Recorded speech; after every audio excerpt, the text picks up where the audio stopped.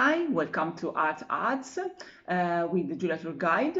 Today we go in the countryside in the San Quirico Dorcia to discover this unknown artist Antonio Barili. Who was him?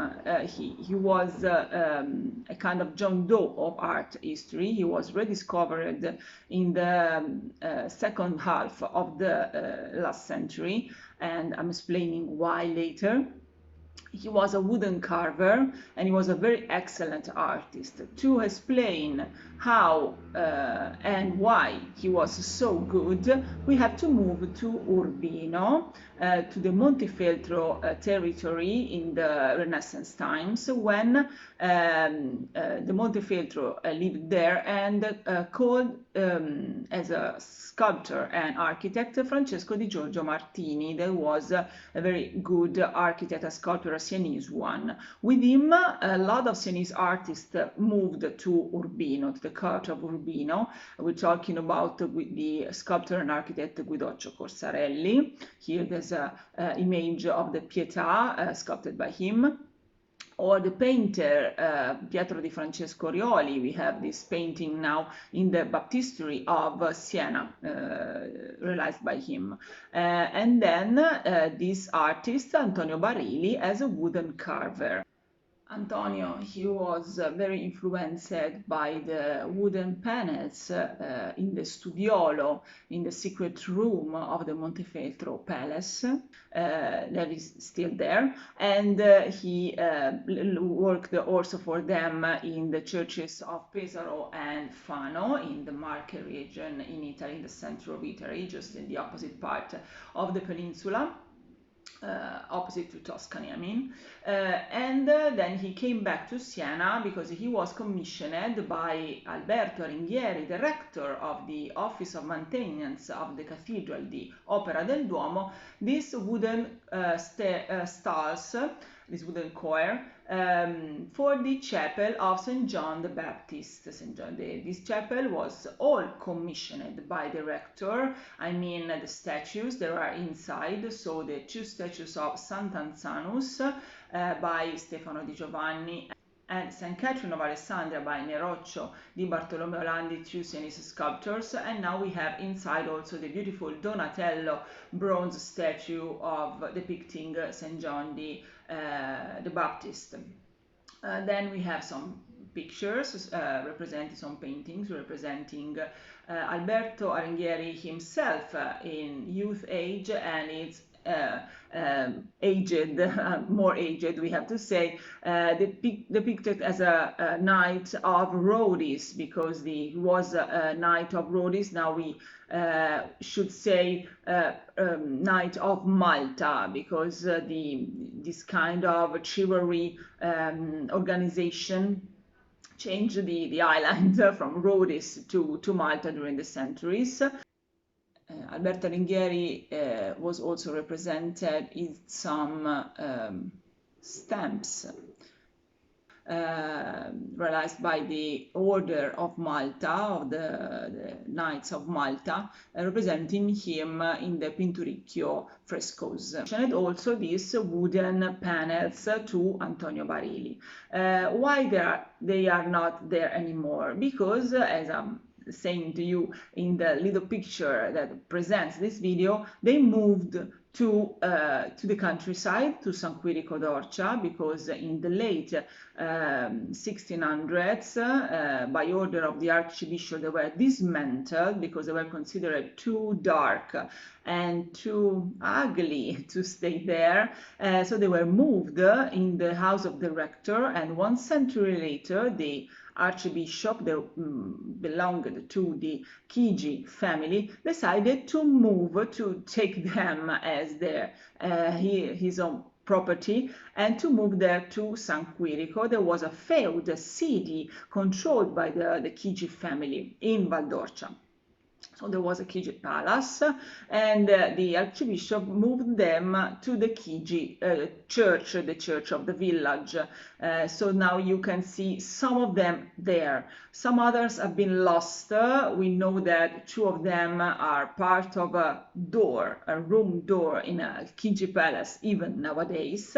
So we know there were 19 different panels, because there is a description just before they were dismantled.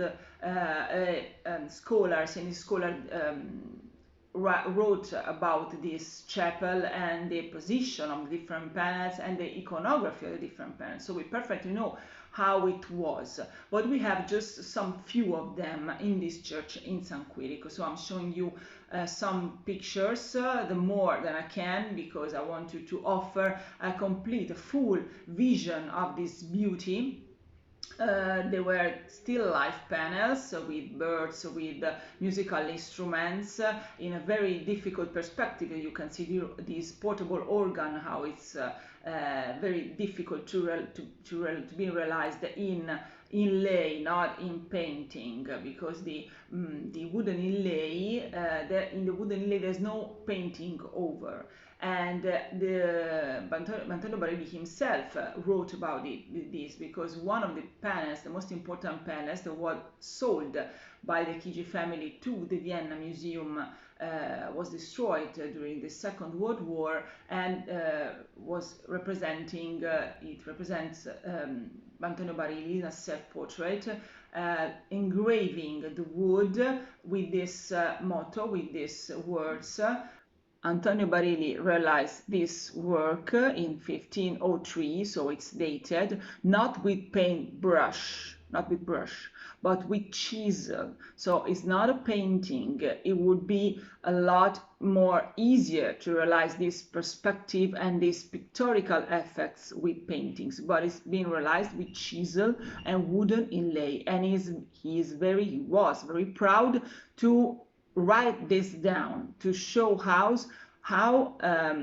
to us, to the visitor, to the viewer, how good he was to depict these scenes and these figures as it were painted. You can see here in these pictures these two saints, St. Andrews and St. John the Evangelist, in these difficult positions. You see, it's the first is just indicating the statue of St. John the Baptist. The other one is represented, we say, in a lost profile. So you can see his eyes and his nose and his mouth. It's just a lost profile. It's just a profile that doesn't show the face of the body of the people, of the person.